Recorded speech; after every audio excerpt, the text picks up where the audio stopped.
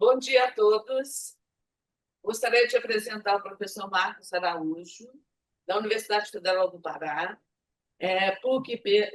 doutor pela PUC São Paulo, está no momento fazendo estágio pós-doutoral comigo aqui na UFMG, sob minha supervisão. O Marcos, o interesse maior dele é formação de professores, e ele está aqui conosco hoje para o seu painel sobre formação de professores, com seus orientandos e duas convidadas de São Paulo. Sejam muito bem-vindos, todos vocês. Marcos, fique à vontade, controle o tempo, né, se possível aí. Me desculpem pelo atraso e a palavra é de vocês. Obrigado, Renildes. É um prazer revê-la, mesmo que distante. Você sempre muito agradável, sempre muito bonita, né? Tá? Então, muito gentil. Então, muito obrigada pelas palavras, muito obrigada pela apresentação. É um prazer estar no primeiro CEPTEC organizado por você, né? Que ideia maravilhosa que você teve. Parabéns pela organização. Então, estou muito contente de estar participando do primeiro CEPTEC aqui com você e estar na organização. Acho que você assim foi a cabeça mentora de tudo, né? Então, toda a programação, tudo que você realmente tudo que está no CEPTEC foi a sua mente brilhante que pensou em tudo. Então, obrigado, né, pelo convite, obrigado por estar participando deste evento tão significativo hoje, né, que é sobre IA. Então, parabéns, tá? Abraço também ao Ângelo e também ao André, né, também pela Obrigada. organização, né, que está nos bastidores, que é da tecnologia. Bom, então, iniciando aqui, então, bom dia, né, a todas e a todos. É uma alegria, né, estarmos aqui reunidos nesse painel para dialogar sobre um tema tão essencial e atual, que é a formação de professores, né, no processo de ensino e aprendizagem de línguas. Então, a gente vai hoje ter cinco painéis, né, cinco apresentações com áreas diferentes, mas que estão interligados com a formação e principalmente com os desafios que nós, como professores, temos no ensino e na aprendizagem. Gostaria de agradecer, antes de tudo, né, a comissão, né, como eu falei, né, a presença da professora Renildes, e também aos meus colegas que vão compor esse painel, a Ana Paula, a William, a Cleide, a Micaela, a Camila, por aceitarem o convite e compartilharem, né, suas experiências e pesquisas conosco. Então, muito obrigada a vocês. O nosso propósito aqui nesse painel é pensar a formação docente a partir de diferentes perspectivas e contextos, destacando as contribuições das pesquisas e produtos desenvolvidos por cada um de vocês. Mais do que apresentar resultados, queremos neste painel promover um diálogo coletivo sobre os desafios e as possibilidades que atravessam a prática formativa e a docência contemporânea. Cada participante terá um tempo breve, né, mais ou menos de 10 a 12 minutos, como nós já combinamos, para compartilhar a sua pesquisa e, ao final, nós abriremos um espaço para perguntas e discussões. Espero que este momento seja rico, né, um momento também inspirador e que contribua para fortalecer as reflexões sobre a formação de professores em nossos contextos acadêmicos e profissionais. Muito obrigada a todos pela presença e participação.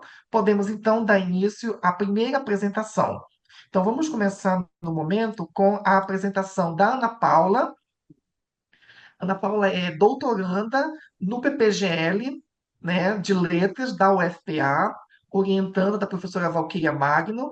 Então, eu vou deixar a Ana Paula fazer a sua apresentação, e sua auto-apresentação, e também fazer a sua apresentação. Ana Paula, muito obrigado por estar. É um prazer tê-la conosco aqui nesse painel, e é uma honra Obrigada. também, tá? Então, fique à vontade, disponibilize também o seu tempo. Obrigada. Vocês estão me ouvindo? Sim. Estamos, Ana Paula? Professor, uma dúvida. A gente já vai apresentar os slides ou não? Você pode apresentar, sim, claro. Tá, eu vou. Deixa eu ver, porque eu acho que não estava. habilitado, mas eu mandei aqui uma solicitação. Bom, Se não, eu vou conversando mesmo, não tem problema. que bom. Então, Marcos, veja. Sim, Marcos, Nildes. você pode colocar cada uma delas como co-host.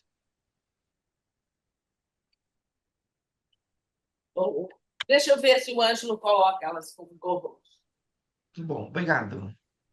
Obrigado, Ângelo.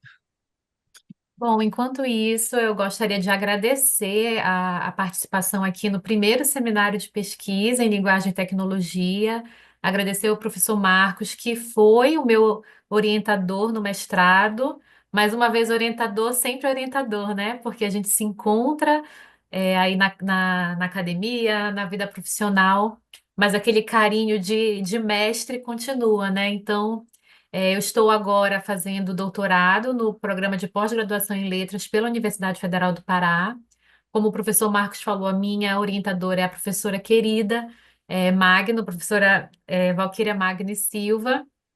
E o que eu vou falar aqui com vocês está relacionado também à minha pesquisa, pois eu estudo sobre criatividade e dentro da criatividade, a gente trabalha com o pensamento de possibilidades e cada vez mais estamos explorando espaços possíveis na formação dos professores de língua inglesa. Deixa eu ver se já dá. Ah, Opa, já já. está disponível Tá, aqui para mim, gente. tá. Então, Todos vamos já estão como ver. co-host. Certo, vamos ver aqui. Eles não estão buscando. Está aparecendo para vocês? Sim, Está, Ana Paula, aparece para a gente já os seus Perfeito. slides. Então vamos lá, vamos começar, né? Bom, como eu antecipei, eu vou falar hoje sobre o pensamento de possibilidades e espaços possíveis na formação de professores de língua inglesa. E, novamente, agradeço também ao professor e à professora Renildes pela oportunidade que venham outros seminários. Bom, só um minutinho aqui. A minha fala inicia com uma provocação, mas eu quero que vocês vejam, sintam, percebam a minha fala principalmente como um convite, né? Porque nós estamos vivenciando vários desafios, como o professor falou, pois são desafios incertos, ambíguos e complexos, né, na nossa sociedade, e sabemos que as habilidades linguísticas, por si só, são insuficientes para dar conta de tudo. Então, o meu convite aqui é que a gente comece a pensar no desenvolvimento holístico na formação de professores. Esse é um chamado intencional, e se há intenção, há exigência da agência. E por meio da agência, nós precisamos utilizar estratégias para levar adiante esse plano, né? Bom, uma forma de desenvolver essa habilidade, esse desenvolvimento holístico na formação de professores é por meio do engajamento com o possível. Então, eu apresento hoje o possível como essa estratégia. Mas o que são, afinal, os estudos do possível?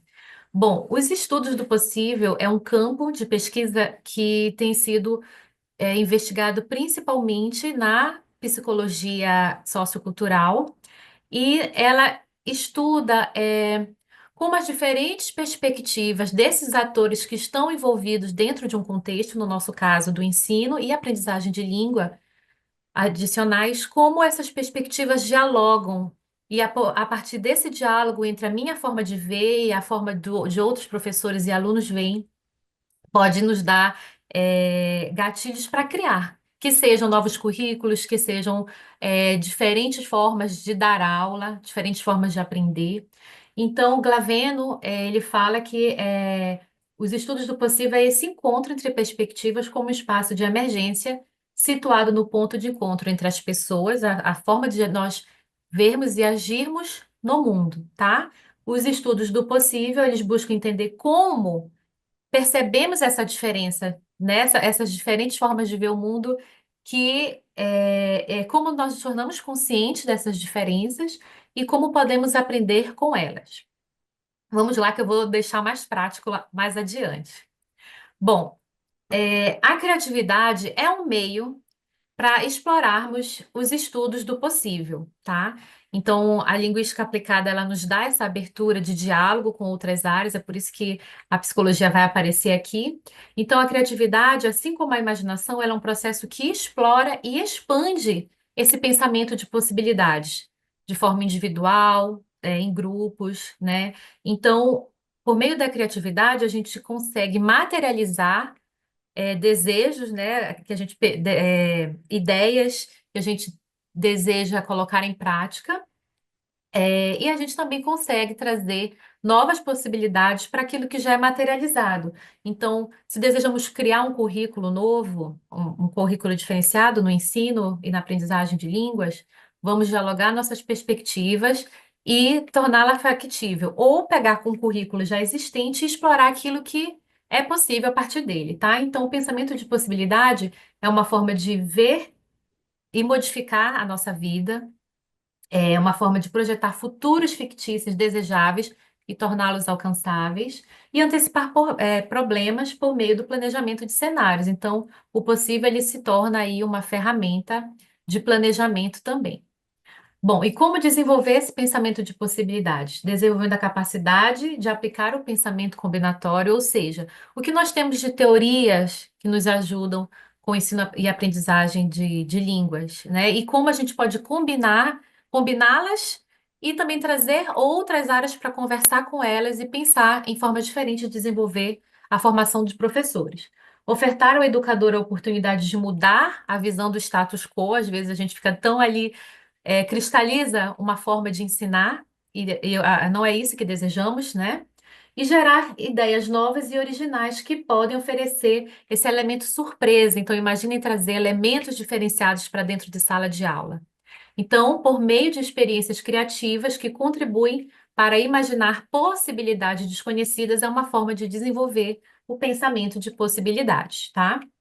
Bom, se a gente tem uma estratégia, uma forma de pensar. Se a gente quer transformar essa forma de pensar em algo factível, então vamos pensar em espaços possíveis para além da sala de aula. Então, na formação inicial de professores, será que a gente está explorando esses diferentes espaços para o professor de língua inglesa, no caso, eu falo língua inglesa no meu caso, mas de língua adicional agir? Então, os espaços possíveis que estão dentro da teoria do espaço possível são lugares físicos e psicológicos no qual se explora o pensamento sobre o possível a nível social, individual e pedagógico, tá bom? Com o objetivo de promover o bem comum. Como eu falei para vocês, os estudos do possível vêm da psicologia e o centro da psicologia é trazer o bem-estar, é trazer um bem comum do indivíduo, do grupo. Então, aqui a gente pode interpretar o bem comum como a aprendizagem dos nossos alunos, né? E do professor também, da qualidade de ensino desse professor que vai para a sala de aula, tá? Então, Van Lier, né, já puxa um pouquinho ali da perspectiva ecológica relacionada também aos estudos da complexidade. Ele vai falar que o contexto de aprendizagem ele é um espaço de atividade. Então, se dialogarmos aí Van Lier com os estudos do possível, né? Eu estudo muito o professor Glaveno, a gente entende que os espaços possíveis são contextos de aprendizagem e espaços de atividade. É por isso que eu menciono lugares psicológicos também, porque aqui o nosso painel, se a gente for parar para pensar, tem os espaços psicológicos que cada um vai apresentar aqui o seu ponto de vista, tem o espaço físico que a professora Renildes e os outros participantes estão lá na universidade, tem o espaço virtual em que estamos nos encontrando, e vejam só a possibilidade de espaços em que nós podemos formar esse professor, tá? Mais adiante, então, precisamos criar espaços possíveis, aí é a minha provocação e também um convite a todos, principalmente porque, como as professoras Silva e Barcelos mencionam, a formação de docentes de línguas tem enfrentado vários desafios, dentre eles a pouca atratividade de carreira. Então, faço aí essa provocação para que a gente traga essa atratividade para a nossa área, né? Então, eu trouxe aqui ó, exemplos práticos de espaços possíveis. Espaço Maker, por exemplo, né? Então, eu sou coordenadora de inovação e tecnologia e de língua inglesa numa escola aqui em Belém do Pará.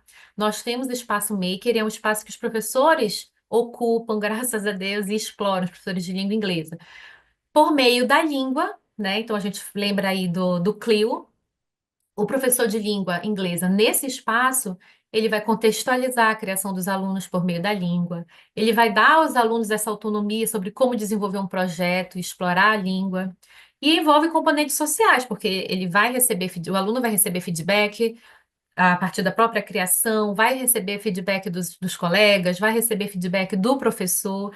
Então, olha a língua aí como pode ser explorada. Outro espaço possível é o aconselhamento linguageiro, que eu também estudo na minha pesquisa. Então, o aconselhamento linguageiro é esse espaço em que um professor mais fluente, mais experiente na língua, vai aconselhar aquele graduando que chega ali com dificuldades na faculdade. Esse conselheiro vai dar esse apoio linguístico e oferecer orientação de uma aprendizagem mais autônoma pelo aluno e o desenvolvimento de habilidades da aprendizagem autônoma. Outro espaço possível, esse eu ainda não, é pouco falado, mas eu já tenho estudado alguma coisa e é discutido, por exemplo, em universidades como MIT, como Stanford University. Eles falam de laboratórios pop-ups ou de aulas pop-ups, que o que que são? O aluno ou o professor ele vai utilizar aquele espaço físico, tá? Com o objetivo de criar um ambiente de aprendizagem temporária. Então, imaginem só que um aluno da graduação, ele tem uma ideia de uma atividade ou de uma aula e queira prototipar essa aula. Então, o professor formador desses professores que estão sendo formados pode orientá-los, de repente, a usar espaços da universidade em que ele possa prototipar e testar aquela aula, aquela atividade, tá? Então, atividades pop-up ou laboratórios pop-up, eles podem ser de um dia, de um final de semana, tem casos de 2 anos de atividades, tá bom?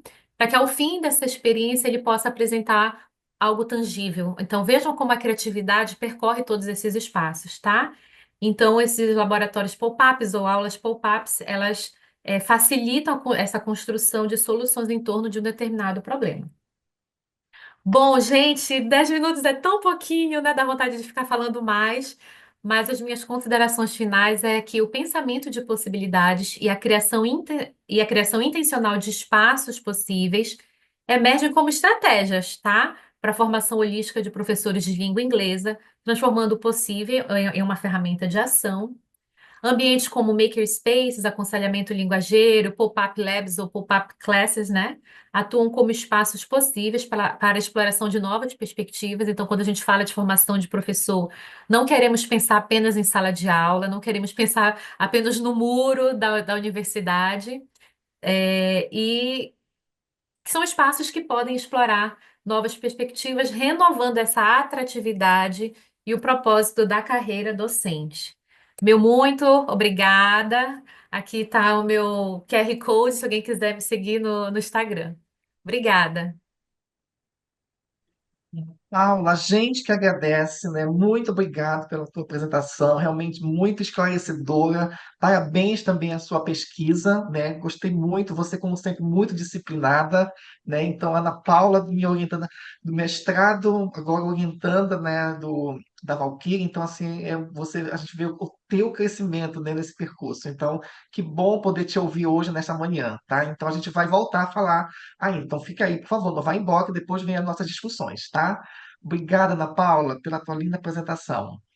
Bom, na sequência, agora nós temos o William, tá? O William é doutorando no IEL, que é na Unicamp, fez mestrado na Federal do Amazonas com a minha querida amiga Marta Monteiro. Então, William, por favor, então faça a sua autoapresentação e você também tem o seu tempo para apresentar. William, muito obrigado também por aceitar o convite e estar conosco aqui nesse painel, tá? Estou muito contente que você esteja hoje conosco aqui. Olá, professor, bom dia. Agradeço o convite. Vocês me ouvem bem? Sim. Perfeito. Estamos, William, ouvindo muito bem. Isso, obrigada. Como o professor disse, eu sou, né, cidadão do norte, né, Manauara. Eu cursei letras na Faculdade de Letras da UFAM, fiz mestrado em letras na UFAM, que é a Federal do Amazonas, e atualmente eu estou como doutorando no programa de Linguística Aplicada do IEL Unicamp, sob a orientação do professor Dr. Anderson Carrinho. A pesquisa que eu venho desenvolvendo no doutorado, ela está ligada à inteligência artificial e à formação inicial de professores, né? Apesar de ser formado em língua inglesa, a minha tese de doutorado que eu venho desenvolvendo, ela é centralizada na disciplina de língua portuguesa, né? Foi um achado que eu encontrei no começo dessa jornada, né? Então, trata-se de um estudo de caso sobre a leitura e produção textual, né? Então, o trabalho está centrado na linguística aplicada, né? É uma investigação sobre inteligência artificial generativa, como ela vem sendo tratada na formação inicial de professores de língua portuguesa, né? Quais são as representações que esses professores de formação inicial constroem sobre esse novo aparato, né? Que está revolucionando o ensino-aprendizagem de línguas, a própria formação de professores, a educação, né? Tanto básica quanto superior, né? E aí o desejo por investigar esse assunto, ele está centralizado na popularização, né, do que a gente chama de chat GPT, que é o mais conhecido, que na verdade é uma LLM, né, Large Language Model, né, que são ferramentas que conseguem gerar, produzir algo com base em uma grande base de dados, né? E essa facilidade, né, que veio com a popularização, principalmente do ChatGPT, do Gemini, né, do DeepSeek, atingiu a sociedade, né, mundial de modo geral, né, e vem impactando significativa a educação, né?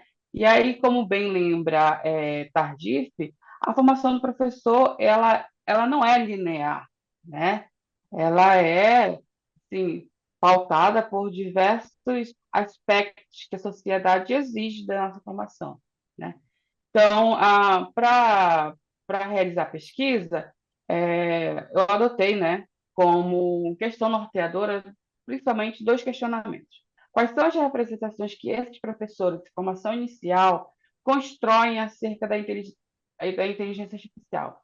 E de que modo essas representações estão influenciando na reconstrução de suas identidades e competências docentes, né?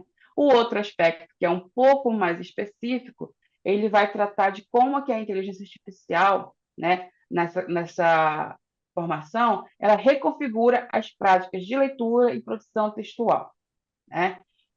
Quais as novas competências emergem dessa interação para o exercício da docência, né? Porque uma das principais características das LLMs é que elas conseguem gerar textos, né?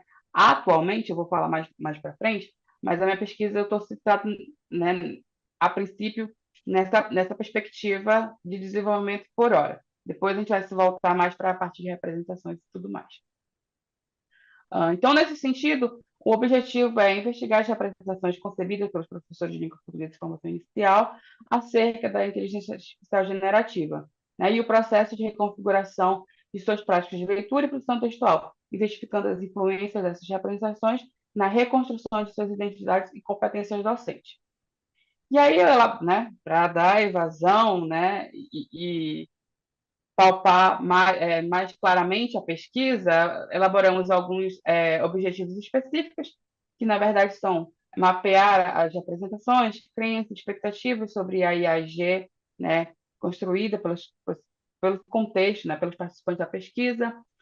Investigar a inserção é muito importante, né, como que essas LLMs vêm sendo inseridas na formação e quais são os usos que os professores de formação inicial têm delas, né, nesse estágio, né? Analisar as representações com a inserção e os usos da IAG contribui na reconstrução da identidade dos professores, investigar as práticas de leitura e produção textual dos professores de formação inicial e discutir novas competências para a formação inicial de professores de língua portuguesa no contexto mediado pela IAG, né? E aqui eu esclareço a justificativa da realização dessa pesquisa, né? Eu me baseei principalmente em algumas falas de Hockley, 2023, que ela fala sobre a inserção e os usos da IAG no ensino e aprendizagem de línguas, de modo geral, né? E aí é importante salientar que, apesar de ser popularizada depois da pandemia, mas a inteligência artificial ela já existia muito antes disso, né? Só depois enfim, do contexto pandêmico que teve, né, mundialmente, foi que ela se tornou de mais fácil acesso, né? Então, a pesquisa se justifica justamente na urgência de se investigar os impactos da inteligência artificial materializada em LLMs, né, como já venho esclarecendo, ChatGPT, Gemini, entre outros, na formação inicial de professores, e em específico nas práticas de leitura e produção textual, né? E é importante, eu esclareço que a urgência de alinhar a formação de professores com essas novas demandas é o que garante, né, que a educação possa acompanhar as demandas sociais que vêm surgindo, né, na contemporaneidade. O aporte teórico da pesquisa está principalmente dividido em 3 capítulos. O primeiro trata da formação inicial de professores. O segundo ele é dedicado às práticas de leitura e produção textual. E o terceiro tenta compreender a IAG à luz das tecnologias da educação, certo? Atualmente, eu venho desenvolvendo o capítulo de leitura e produção textual, né? E aí emergem dessa discussão várias ideias, né, conceitos e teorias, né? O que eu venho trabalhando principalmente nesse contexto é as produções textuais geradas por essas LLMs, elas são produções ou são reproduções algorítmicas, né? Já adianto que é uma pergunta complexa, a discussão é profunda. Há autores que defendem, né, que a autenticidade do texto ela está na validação humana, né? E há autores que defendem que não, que o que a IA faz é, na verdade, uma reprodução algorítmica, né? Que não tem parte, né, de um gênero discursivo. E aí eu estou me debruçando nesses assuntos, né? Tentando compreender. O percurso metodológico né, que venho adotando, né? Então, a pesquisa ela é de abordagem qualitativa, né? É um estudo de caso, o contexto é o curso de letras do IEL Unicamp, os participantes são os professores que ministram as disciplinas que estão sendo selecionadas para a geração de dados, né? Os discentes são os ingressantes, né? A princípio, se a pesquisa for aprovada, né, e receber o parecer consubstanciado do CEP, serão os ingressantes do ano que vem, né, no curso de letras. E para gerar os dados, nós elencamos 4 instrumentos, né, que são os questionários de perfil investigativo, entrevista semi-estruturada, autobiografias e, como complemento, né, diários de campo. Os procedimentos de geração de dados, eles são pautados nos preceitos de ética, né, como advoga Celane, e adotamos também pilotagem de instrumentos de geração de dados, conforme Dorney, e para análise dos dados, para categorização, nós vamos utilizar a análise de conteúdo de Schreier, né, e para analisar textualmente, nós vamos utilizar a análise textual discursiva. Atualmente, a pesquisa ela se encontra sobre o parecer, né? Nós vamos encaminhar para o comitê de ética, nós estamos fazendo as adequações necessárias do projeto para o comitê de ética, e, se aprovado, a partir de março do ano que vem, começará a geração dos dados.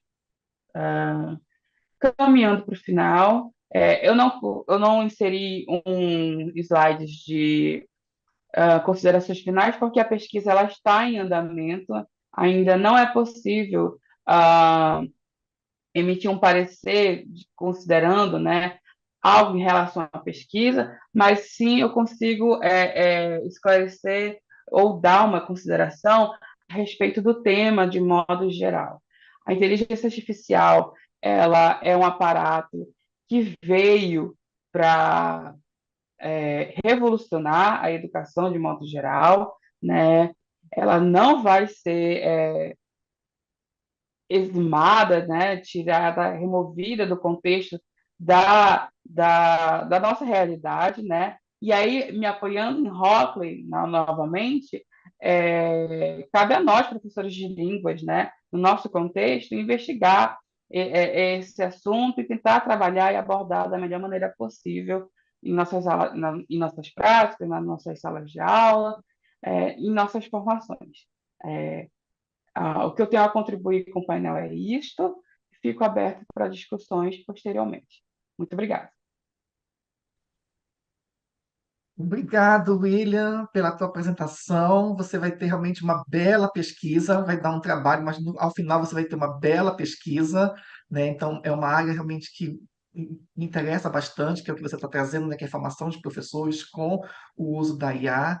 Então, que bom que você pôde compartilhar conosco, né, a tua pesquisa, que ainda está no início, mas você realmente vai ser uma pesquisa de muito fôlego e tenho a certeza que você vai trazer grandes contribuições para a área, né, com essa prática, né, de leituras e práticas de escritas na formação dos professores, tá? Então, parabéns pela tua pesquisa, tá, William? E obrigado mais uma vez por estar presente aqui conosco, tá?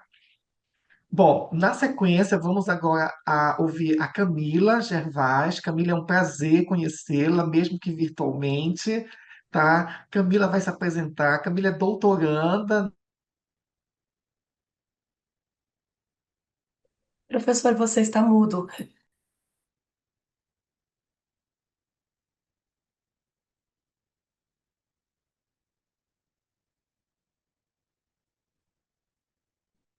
Som, som. Avisa para ele, Camila. Professor, Marcos, o senhor está mudo. Ai, desculpa, agora. E agora, que vocês me ouvem? Ai, Sim, desculpa. Obrigado, Camila. Né, o que eu estava falando era agradecendo a Camila por estar aqui presente, né? Prazer conhecê-la, mesmo que virtualmente, né? Que a gente se falou mesmo por e-mail. Te agradecer mais uma vez por você ter aceito o convite de participar do nosso painel. É um prazer, uma honra você ter aqui conosco, tá? A Camila é doutoranda na USP, né? Com a minha querida amiga Mônica Mailink. Então, vou deixar ela se apresentar e também falar um pouco da pesquisa que ela está desenvolvendo.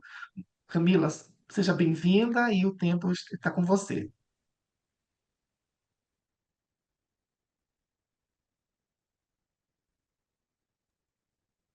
Bom dia. Vocês estão vendo já a minha tela que eu compartilhei aqui? Eu não tô.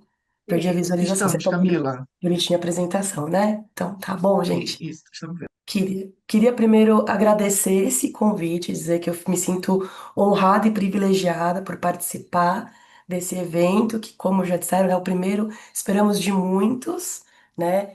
E é um painel muito bonito, acho que o trabalho que eu estou desenvolvendo dialoga muito com o das e do colega. Peço desculpa pela minha voz, gente, ela tá um pouquinho com essa mudança de temperatura, mas eu vim aqui então trazer um recorte da pesquisa que eu tenho desenvolvido. Atualmente eu sou doutoranda pelo programa de pós-graduação em Língua Espanhola e Literatura Espanhola Hispano-Americana pela Universidade de São Paulo, orientada pela professora Mônica Mairink, né? Então, é, eu venho falar um pouquinho da minha pesquisa, mas eu vou dar um recorte mais no que eu considero que é a possível contribuição dessa minha pesquisa, que é construir uma aproximação da formação inicial e continuada de professores para o uso de tecnologias com a condição pedagogia pós-método, né? E aí eu vim aqui trazer um pouquinho para vocês de onde surge isso e por que eu faço essa aproximação. A minha pesquisa, ela é com formação inicial e continuada de professoras e professores de espanhol como língua estrangeira, né? E como aqui colegas já disseram, nós enfrentamos desafios cada vez maiores, porque a gente está lidando com as tecnologias emergentes, né? Não sei se todo mundo aqui conhece ou trabalha com o conceito de tecnologias emergentes, né? Que são essas que surgem com um grande potencial e muitas vezes nós não temos sequer o tempo de nos apropriar de todas as suas potencialidades, porque elas são muito fugazes, né? Mas nós temos aí uma tecnologia que é emergente, mas que já é considerada uma tecnologia de propósito geral, de mudança, que é, no caso, a inteligência artificial generativa, né?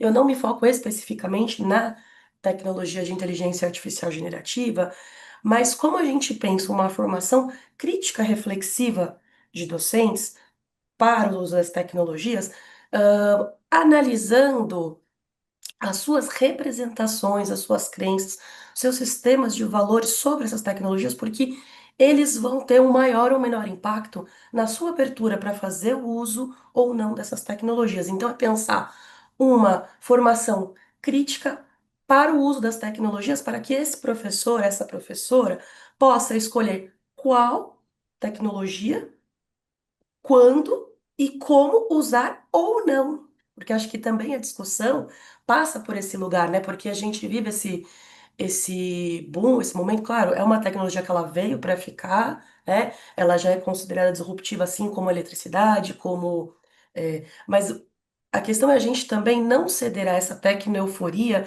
e a esses interesses que existem por detrás de que a gente sempre consome, que a gente receba isso de forma passiva ou como consumidor. Então, como que a gente pensa essa formação?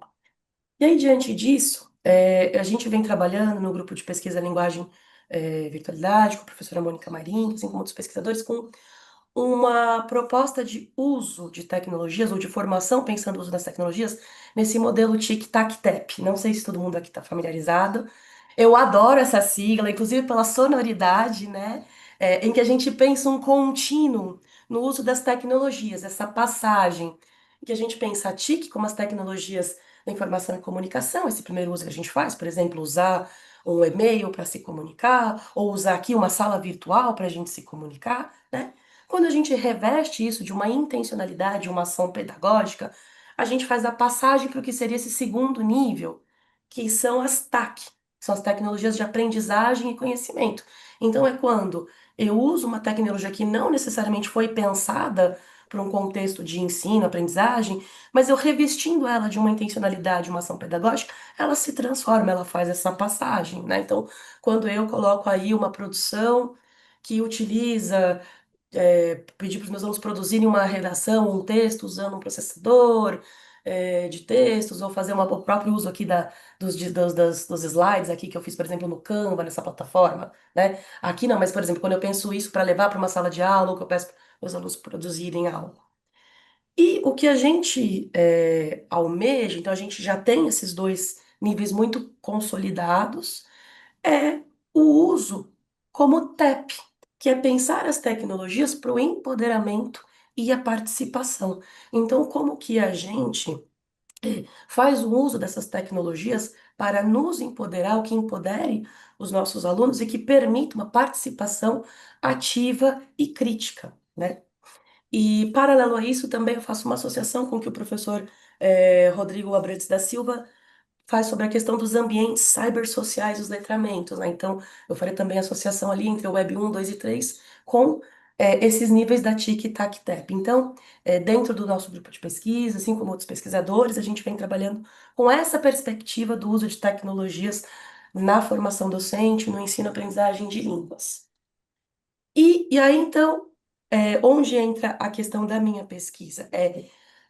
Quando a gente pensa no pós-método, né, eu trouxe aqui rapidamente uma linha do tempo da obra do Kumaravadivelu, que é quem vai colocar para a gente essa perspectiva da condição e da pedagogia do pós-método. Então, ele tem ele desde 94 até 2012, que é quando, desenvolvendo os trabalhos dele, ele pensa uma formação docente que se inspire, que se baseie, né, eu vou trabalhar especificamente mais com esses dois livros, né, da formação docente, que se vale da condição e da arquitetura da pedagogia pós-método, né?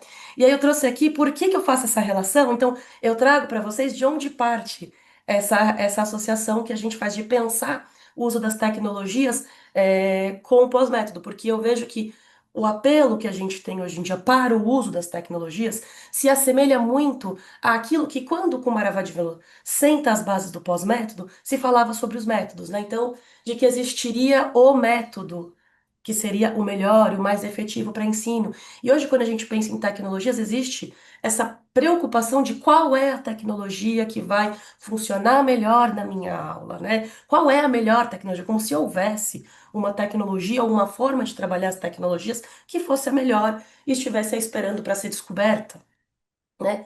A questão de que também o método era o princípio organizador, né? Ele é o eixo, e a gente pensa que hoje a tecnologia é como se ela centrasse, né? Precisa ser a tecnologia X ou Y, e também como isso leva para uma profusão. A gente está vendo aí com todos os interesses das big techs e tudo isso de oferecer cada vez mais serviços e produtos para criar isso, né, gente? Como se existisse aí, a gente tivesse sempre que estar procurando o novo recurso, a nova formação, a nova capacitação. Por exemplo, no começo da pandemia, eu usei muito o Jamboard. Eu acho que foi, algumas pessoas conhecem aqui, que era um quadro virtual da Google, e ele foi descontinuado, né? Então, quantas formações a gente viu sobre Jamboard, quantos materiais produzidos sobre Jamboard, né? Então, também pensar sobre isso nas tecnologias, né? O outro dos mitos sobre o método é que o método teria um valor atemporal e universal. E hoje também parece que a gente vai encontrar tecnologias que vão permanecer, que vão nos atravessar, que a gente não pode abandonar. E é como se a gente tivesse que importar modelos e soluções e tecnologias, né? E na verdade a gente tem que pensar a partir da nossa realidade, né? A dicotomia entre teóricos e práticos, né? E hoje, com as tecnologias, a gente vê muito isso. A professora e o professor quase que refém do TI ou de quem desenha essas tecnologias, até mesmo das big techs, a gente pensar nisso, né? Como a gente existe essa separação, né? Quantos professores, indo da oficina que eu estou ministrando para professores, eu não me sinto capaz, eu não sei, eu não consigo, é muito difícil, tem que ter muito conhecimento e eu não sei lidar com isso, né? Então a gente vê essa fala, essa angústia na fala dos professores, né?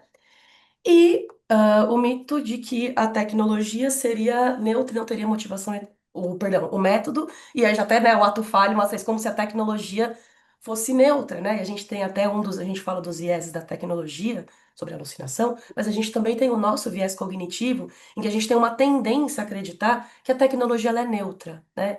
E não, né? A gente tem uma série de interesses por trás do uso, da adoção de tecnologias, né? Então a gente pensar isso, né? Então, como que a gente produz uma tecnologia que seja emancipadora, para além também do empoderadora, né? Então, diante disso, pensando na arquitetura do pós-método, aí nos parâmetros da particularidade, que é ser sensível ao seu contexto, à sua realidade, né? Da praticabilidade daquilo que você consegue, é capaz de produzir e da possibilidade de pensar como isso tem um impacto no dia a dia, como eu posso transcender o simplesmente ensinar e aprender para o status quo, eu vou então beber ali do método CARDS, né, do modelo CARDS que o Kumaravatimana desenha, que ele tem esses pressupostos sobre o conhecimento pedagógico, precisa ser sensível ao contexto, né, que tem que ser produzido por quem está ali em sala de aula, né, os desafios da sociedade global, e aí ele tem então este modelo, ele desenha uma formação cíclica, interativa, modular, né, que parte desses princípios, que é conhecer, analisar, identificar, fazer e observar. Então, agora o que eu tenho feito, eu estou analisando esse modelo que ele desenha para o ensino de línguas e fazendo essa transposição para como a gente faz isso pensando nas tecnologias, né? Então, eu tentei aqui não ultrapassar o tempo estabelecido, que deixa as referências e o meu contato, e a gente vai continuar essa conversa. Espero que não tenha corrido demais e conseguido aqui apresentar para vocês.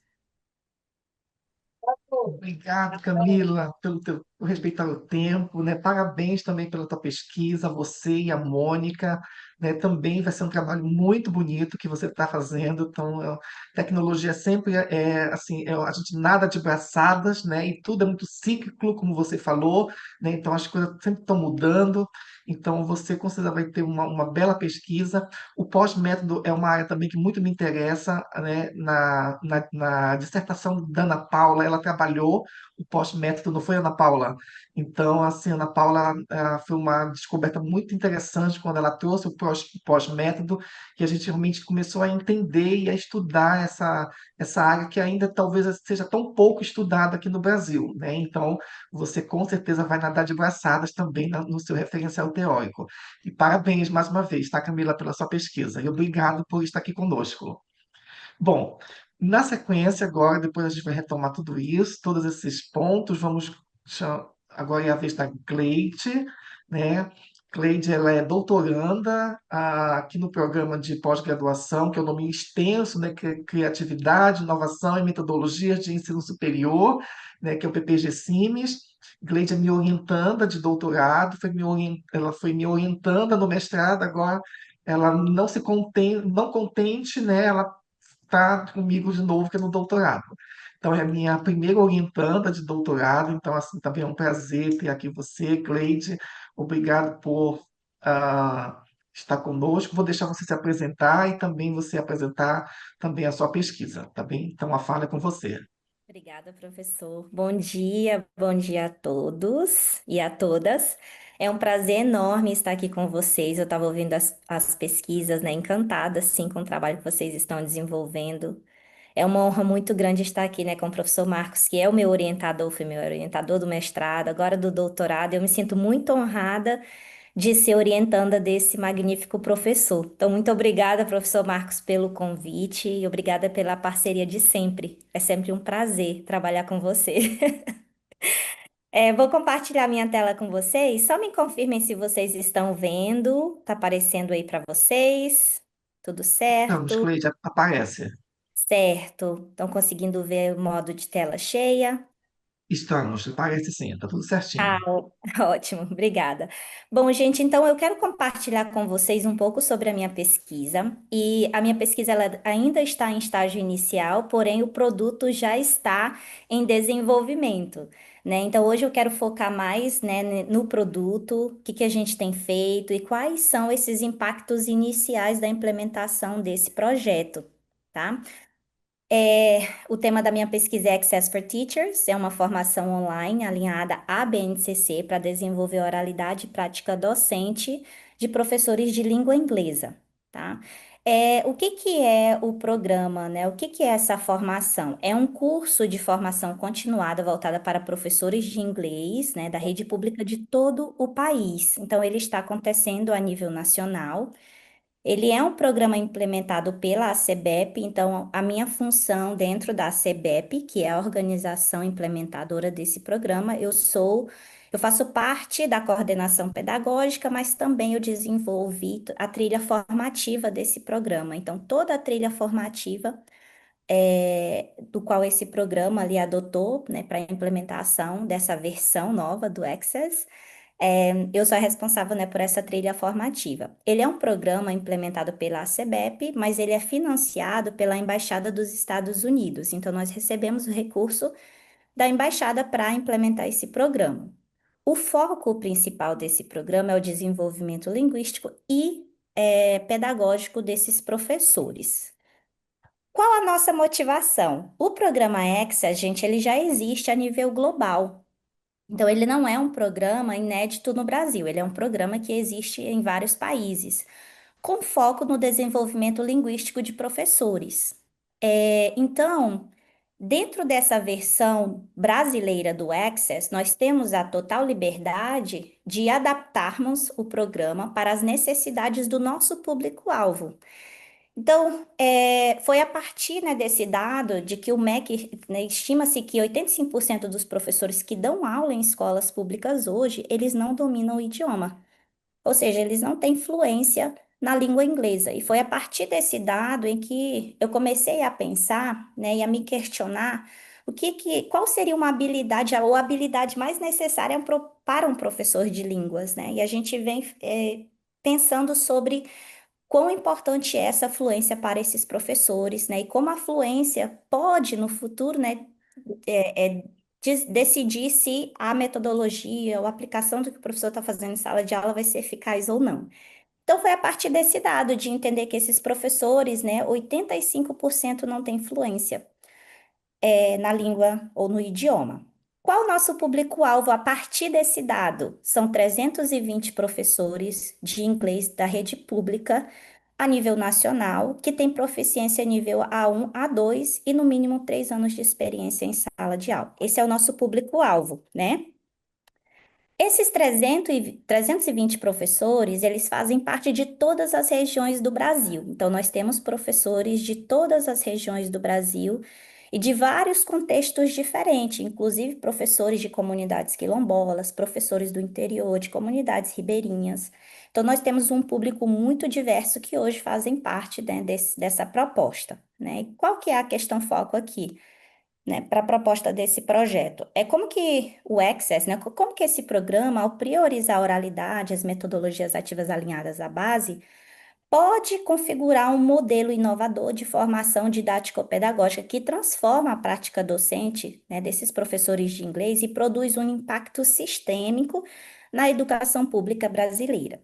Então, a gente está pensando aqui, né, a um nível nacional, né, qual é o impacto desse programa, como que ele pode impactar a sala de aula dos professores de todo o nosso país em contextos diferentes, né? Os nossos objetivos é aprimorar a proficiência desses professores, né? Então, o curso ele tem duração de 1 ano, em 2 semestres. Vou falar um pouquinho mais sobre isso um pouco mais à frente. Mas o nosso objetivo principal é aprimorar a proficiência desses professores. Então, quando eles entraram, nós fizemos um teste de proficiência para comprovar que esses professores são nível A1 e A2. E eles vão fazer esse teste novamente ao final, e a gente quer ver como que esses professores vão desenvolver nessas habilidades linguísticas, né? Promover metodologias comunicativas inovadoras, né? Apoiar a implementação efetiva da base na sala de aula desses professores e estimular a criatividade, o pensamento crítico, né? E a inovação também em sala de aula. Qual que é o formato desse programa? Ele tem duração de 2 semestres, né? Um total de 120 horas, com encontros síncronos, 20 horas, né? Uma vez por semana, os encontros são de 2 horas. Atividades assíncronas, que são 40 horas, cerca de 4 horas de trabalho assíncrono semanal no Canva, que é a plataforma que nós estamos utilizando. E nós estamos adotando o modelo de cascata. Nós temos 16 formadores que estão trabalhando com 320 professores que estão fazendo a replicação dessa metodologia em sua sala de aula, na sua escola. Então, nós estamos usando esse modelo de cascata, né? Os professores formadores treinando os professores que estão aplicando em sala de aula, né? Fazendo essa replicação dessa metodologia.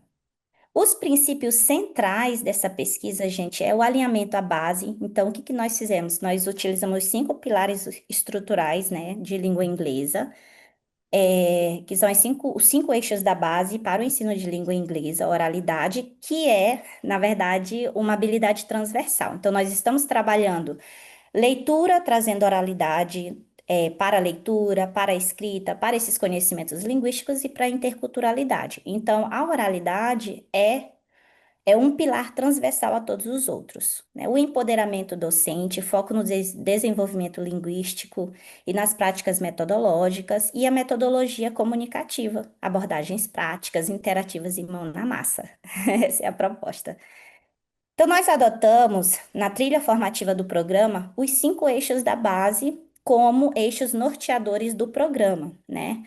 Nós fizemos isso embasado nos 5 pilares e eu vou mostrar para vocês como que funciona isso nos 2 módulos. Então, no módulo 1, o foco é o desenvolvimento linguístico dos professores. Então, nós estamos trabalhando especificamente as habilidades linguísticas desse professor. Como esse professor pode melhorar a oralidade, a escrita, os seus conhecimentos linguísticos, a interculturalidade, a leitura. Então, trabalhando especificamente a habilidade desses professores. São 10 workshops, 2 pilares, né? 2 workshops para cada pilar. Então, ficou mais ou menos assim o desenho pedagógico do módulo 1. Então, nós temos aqui as oral skills, né? Reading, writing, linguistic knowledge, interculturality. Então, temos aqui os 5 eixos da base e nós temos 2 unidades, né? 2 workshops para cada pilar. E dentro desses pilares, a gente também trabalha como integrar essas habilidades em sala de aula. Então, a gente trabalha a habilidade linguística do professor, trazendo isso para a realidade da sala de aula dele.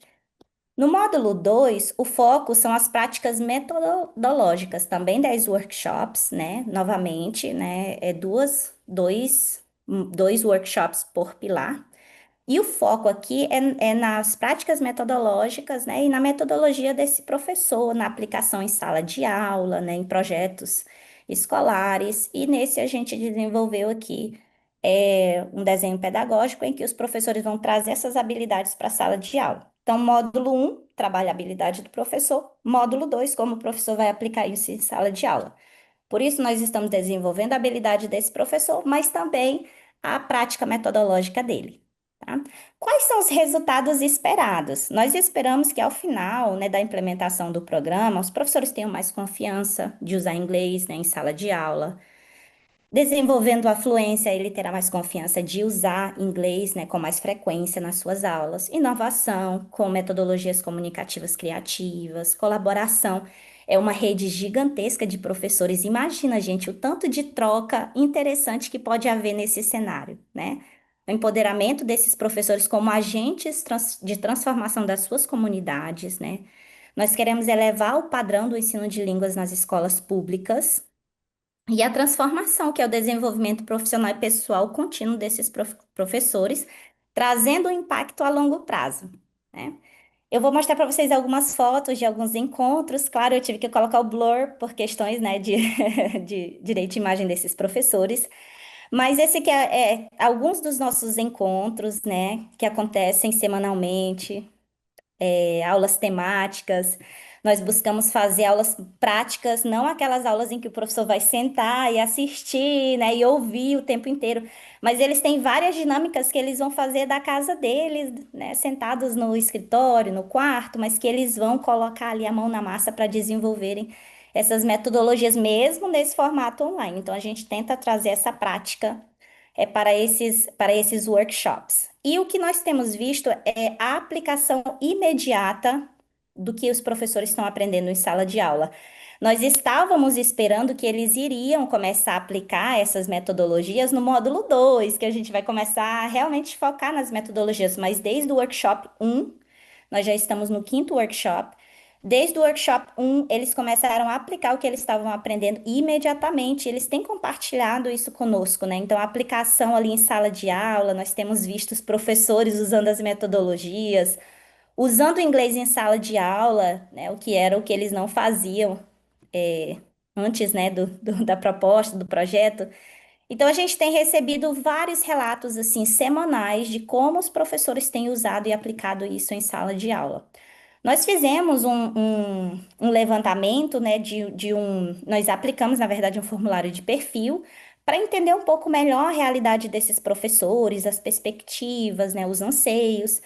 E uma das perguntas é o que mais te impede de usar inglês com naturalidade em sala de aula? E 54% desses professores de 320, 249 responderam, então cerca de 77, 78% dos professores já responderam.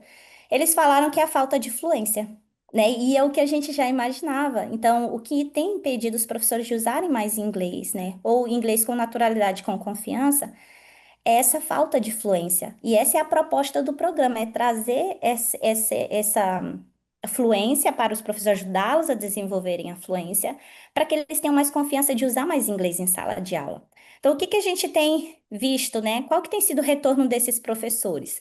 Nós deixamos uma pergunta aberta no questionário, né? Como tem sido sua experiência no programa Access for Teachers até o momento? E esses têm sido alguns dos relatos, né, desses professores. Minha experiência, esses nomes são fictícios, tá? Só para para constar. Minha experiência até agora tem sido maravilhosa, estou amando todos os encontros, as dicas, as trocas, né, de ideias com os outros professores. A nossa tutora é maravilhosa, tem sido inovador, algo inovador para mim. Tudo que estou vendo já estou levando para a sala de aula, principalmente as dicas que temos, né, as atividades, estou amando o curso. Professora Ana, É, o professor João falou que tem sido maravilhosa, um ótimo lugar para discutir a realidade do ensino de inglês e aplicar a troca de experiências. A professora Lúcia disse que eu estou muito feliz com a oportunidade de estudar inglês de forma gratuita, no conforto da minha casa e no horário que eu escolhi. A experiência tem sido maravilhosa, a professora é ótima, os colegas são participativos, é nítida a seriedade do programa e espero muito adquirir maior confiança para desenvolver um trabalho de qualidade em sala de aula.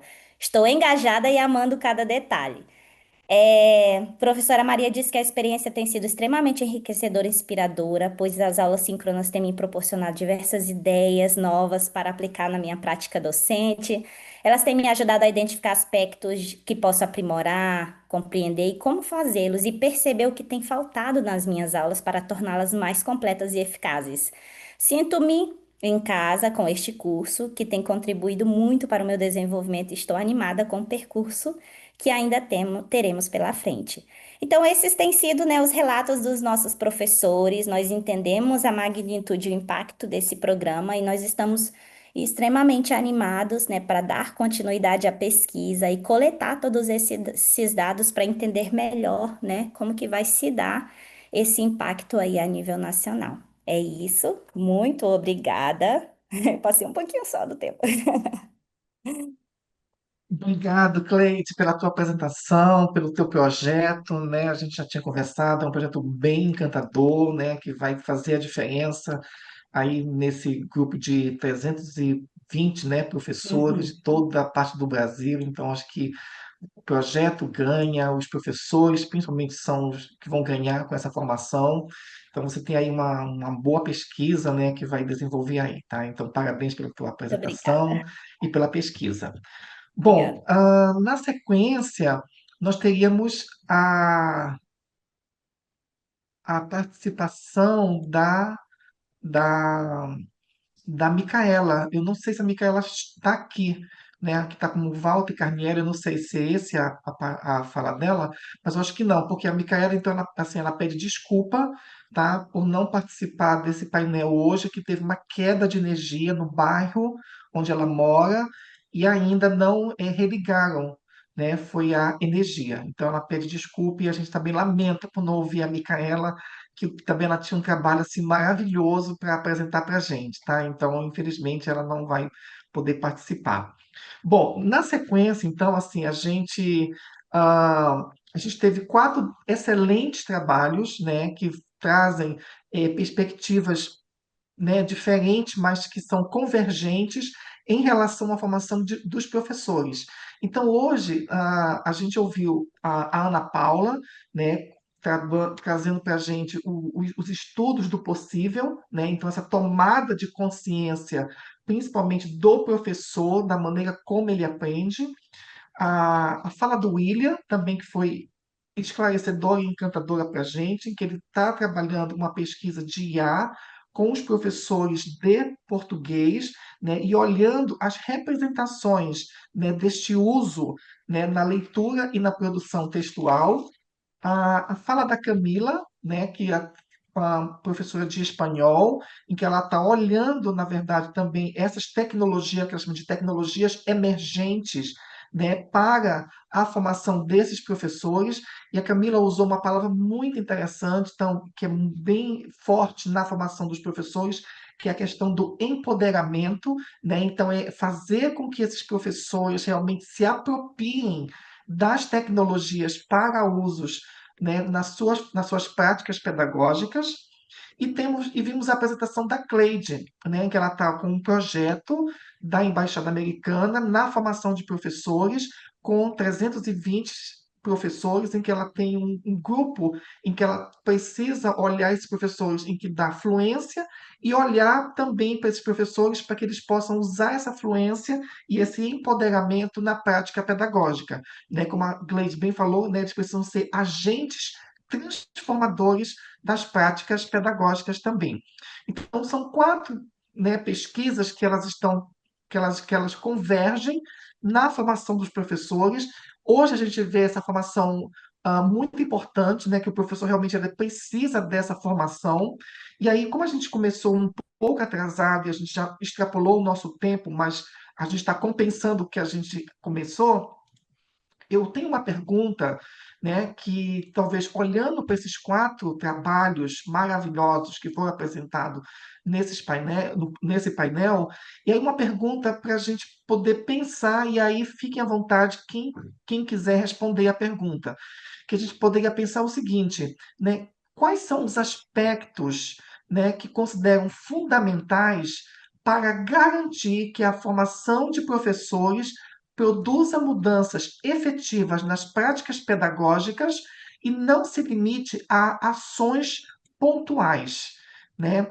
Então, eu gostaria de ouvir, né, se não todos os 4, mas pelo menos alguém de vocês, dentro da pesquisa de vocês, como é que a gente pode olhar essa formação para que realmente o professor ele possa ser empoderado com a formação, né, com essas mudanças efetivas nas práticas pedagógicas, em que o professor ele pode olhar a sua prática e mudar essa prática a partir da formação que ele recebe, e não ser apenas não se limitar a apenas uma ação pontual, no sentido de não ser apenas mais uma formação que esse professor ele está recebendo, né? Então, não sei se eu me deixei claro, mas eu gostaria de ouvi-los, né? Ou a Ana Paula, ou o William, ou a Camila, ou a Cleide, dentro daquilo que vocês estão pesquisando, como isso pode ser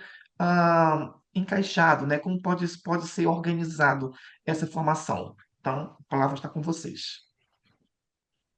Posso começar, professor? Pode, Claro. Ana Paula, por favor. É, na elaboração da apresentação de hoje, né, chegou até mim um texto, um artigo muito bom, que é da professora Silva e da Barcelos, né? A professora Ana Maria Barcelos, que explora muito sobre as emoções nessa formação de professores. Ela fala sobre a paixão, né? Elas falam, então, longe de romantizar a nossa realidade, ela fala que a paixão ainda é aquele gatilho para a gente buscar é, fazer o diferente, né? Buscar inovar. Então, por exemplo, a minha paixão tem sido relacionada à criatividade. A Cleide também, a minha colega, eu vejo essa paixão pela vontade de querer mudar a educação básica. Então, eu diria que é isso. E ela também falou sobre os temas transversais, né? Ela tá trabalhando com a oralidade como um tema transversal. E eu acho que quando a gente expande a nossa mente, falando agora do possível, a gente começa a perceber quais outros temas eu posso usar de forma norteador na minha sala de aula. É a criatividade? Então, é a inteligência artificial, né? Então, acho que é isso, é a paixão e a expansão do pensamento de quais outros temas eu posso usar como norteadores da minha prática em sala de aula ou em outros espaços. Ok, obrigado, Ana Paula. Cleide, por favor. Oi, oi, obrigada, Ana Paula. Ana Paula é minha querida. Eu acho que nesse contexto, assim, nós, enquanto pesquisadores, né, na maioria das vezes tem aquela fala que a Camila, né, acabou de fazer sobre a dicotomia entre teoria e prática. Então, a gente sempre fica, enquanto pesquisador, olhando pelo lado crítico do pesquisador. Como que é a pesquisa, né? Como que é a teoria, o que que o autor fulano de tal está falando sobre isso? Às vezes, nós não nos colocamos no lugar do professor, né? Então, eu acho que essa é uma das coisas que eu sempre quis equilibrar enquanto pesquisadora, mas também enquanto professora. Como que eu posso trazer aquilo que eu estou estudando em a teoria de uma forma acessível em que ela vai ser prática também e não só teórica no meu mundo de pesquisa? Eu acho que isso é importante para o pesquisador de entender a real necessidade daqueles professores, daqueles educadores que usa-se muito hoje o termo chão da escola, né? Que estão lá no chão da escola, né? Quais são as reais necessidades? Como que eu posso trazer a teoria para um nível acessível em que os professores vão compreender e vão conseguir aplicar em sua sala de aula de uma forma eficaz? Então, acho que o principal é termos o nosso olhar de se colocar no lugar do educador e tirar um pouco da nossa capa de pesquisador. Porque eu já estive nos dois lugares e existe uma linha muito tênue. né, entre os dois. Então, eu acho que é importante a gente conseguir equilibrar o pesquisador do professor, entendendo as reais necessidades e o contexto no qual ele está inserido. Ok, obrigado, Cleide. Camila? Bom, as colegas já falaram muito do que eu queria dizer, né? Mas só reforçando, a gente pensa nessa dicotomia e também essa questão do teorizar sobre o que se pratica e praticar sobre aquilo que a gente teoriza. Então, dentro do universo da minha pesquisa, o desenho dessa formação é para que cada docente construa os seus próprios critérios, a sua pedagogia pessoal, né? Então, acho que a chave disso é fortalecer a autonomia desse sujeito, né? Então você empodera quando você. E autonomia, eu acho que a gente também pensar as nossas formações discursivas, como a gente se coloca, né? A gente não dá autonomia, a gente constrói, né? E aí, assim, cada um vai construir a sua autonomia. Então, você oferecer esse espaço de reflexão e, mais do que isso, também de experimentação, né? E acho que uma coisa também que a gente precisa falar aqui sobre, né, para além das nossas possibilidades individuais, a gente tem que falar da valorização da profissão docente, a valorização da pesquisa acadêmica, porque não existem soluções individuais para problemas coletivos, né? A gente tenta, mas assim, muito a gente consegue, mas a gente precisa de uma valorização da docência dentro e fora das universidades. E dentro da universidade também, quando a gente pensa no papel, no lugar que ocupa, por exemplo, as licenciaturas da formação. Qual que é o espaço que cada docente tem para propor projetos de extensão, para pesquisar, para se formar, né? Quais são os estímulos, quais são os incentivos? Então, acho que também a gente tem que pensar sempre na valorização do fazer docente, né? E na valorização da pesquisa acadêmica e sempre o nosso tripé que sustenta a universidade, que é ensino, pesquisa e extensão. Então a gente não pode esquecer que são os três pezinhos ali firmes na terra, né? Se a gente tirar qualquer um ali, o banquinho vai ficar manco, não vai conseguir se sustentar. Camila, obrigado. Nossa, que fala linda tua. Parabéns. William, por favor, Sim. querido. É interessante a gente pensar essa formação para além de práticas pontuais. E aqui eu parabenizo a contribuição que as colegas trouxeram para a discussão, mas eu penso também que essa formação, para além dessas práticas, ela perpassa por uma questão de política educacional, por uma política de formação de professores, né?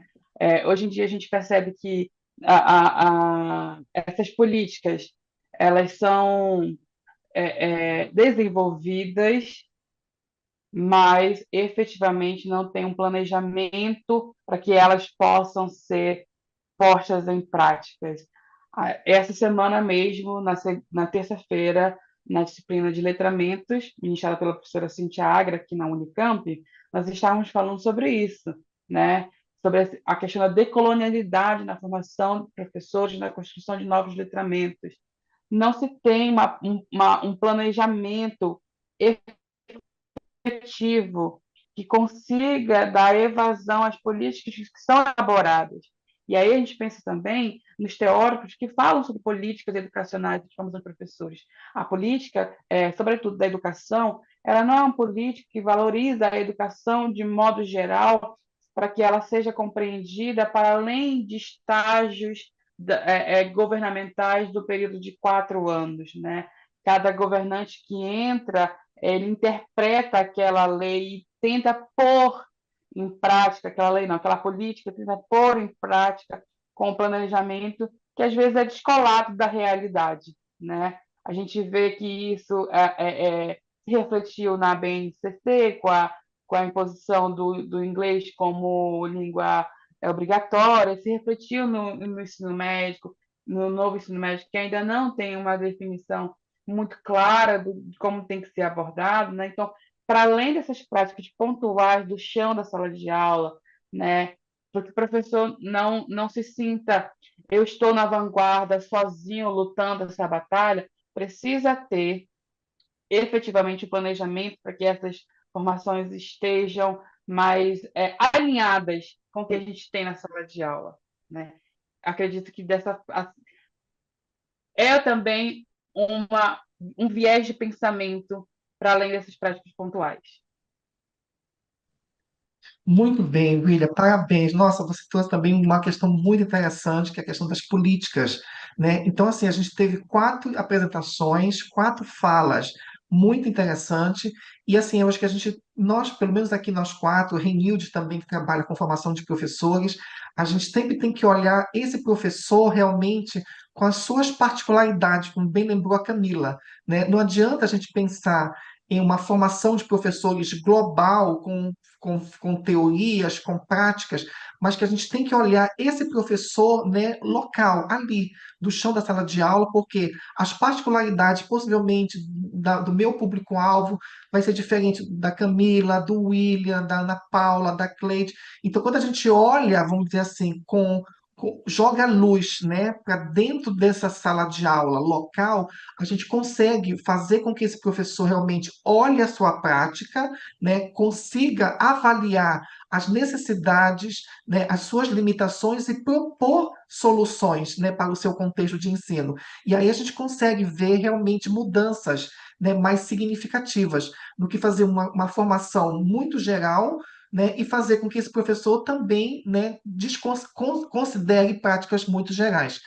Renilde, você levantou a mãozinha, eu vi que você quer falar. Por favor, querida, Não, pode só falar. queria, né, cumprimentar, a todas aí do painel, ao William, a você também, Marcos, por esse painel tão rico para o nosso seminário. Gostei demais. Gostaria de ficar aqui horas e horas conversando com vocês. Infelizmente, o tempo é muito cruel. Né? E aí, só para lembrar vocês, nós ainda vamos entrar em contato com vocês. O Marcos está aqui comigo, nós ainda vamos fazer uma live, tá? Uma live com 2 de cada vez, para dar tempo de todo mundo falar o que tem de falar, e a gente fazer perguntas e fazer um belo do debate. O Marquinhos está aqui comigo ainda até abril do ano que vem, até maio do ano que vem ele está aqui. Nós faremos isso, tá bom? E aí, eu gostaria só de fazer um convite a vocês, porque hoje à tarde nós vamos fazer uma conversa particular com o Bill Cole. O Bill Cole estará conosco hoje à tarde, talvez também a Mary Calantes. Então, nós vamos estar numa sala específica do Zoom, só nós. E aí, quem quiser participar dessa reunião, Mary Calantes, Spellcamp, Letramentos, está lá em inglês, né? Eles vão falar em inglês, tá? Então, se vocês quiserem participar, o Marquinhos passa o meu zap para vocês, e aí eu envio o endereço da sala para o Marquinhos e ele compartilha com vocês. Porque se vocês quiserem estar conosco hoje à tarde, acho que vai ser muito bom para nós todos. Todos vocês falaram de letramentos. Todos vocês têm preocupação com os letramentos. Tá bom? Então, fiquem atentos aí para conhecer o Bill Cole, conversar com ele. E hoje à tarde, às 5 horas da tarde, horário Brasil. Bom, muito obrigada, Marcos. Muito bom ver os trabalhos de vocês, que são excelentes, gente novinha, entusiasmada para trabalhar bastante, isso é muito bom. Hoje eu estava vindo para cá, um anjo carregando um monte de coisa, outro também carregando, mas eu falei, pois é, Anjo, está no início de carreira, não é fácil voltar. Beijão para cada uma, para cada um. Parabéns, maravilha, maravilha, maravilha. Obrigado, Renildes. Obrigado, Ana Paula. Obrigado, William. Obrigado, Camila. Obrigado, Cleide. Foi um prazer ouvi-los aqui nesse painel. Obrigado também por aceitar o convite, né? Foi uma honra tê-los aqui. Gostei demais da apresentação de vocês. Então, é sempre bom essa troca de experiências, de pesquisas, desse compartilhamento de pesquisas. Então, muito obrigado. Foi um prazer tê-los aqui. Renildes, muito obrigado pela oportunidade. Você realmente está de parabéns por ter promovido esse seminário. É uma honra, né, estar nessa organização, uma honra estar com esse painel e também uma honra de fazer um pós-doutorado com você sob a sua supervisão, né? Estou aprendendo muito com você também, tá? Então, muito obrigado. Pessoal, muito obrigado a Saímos todos que estão participando. empoderados e empoderadas. Tá bom. Beijão para Obrigado, todos. pessoal. Tchau, tchau. Fiquem bem. Um abraço. Tchau.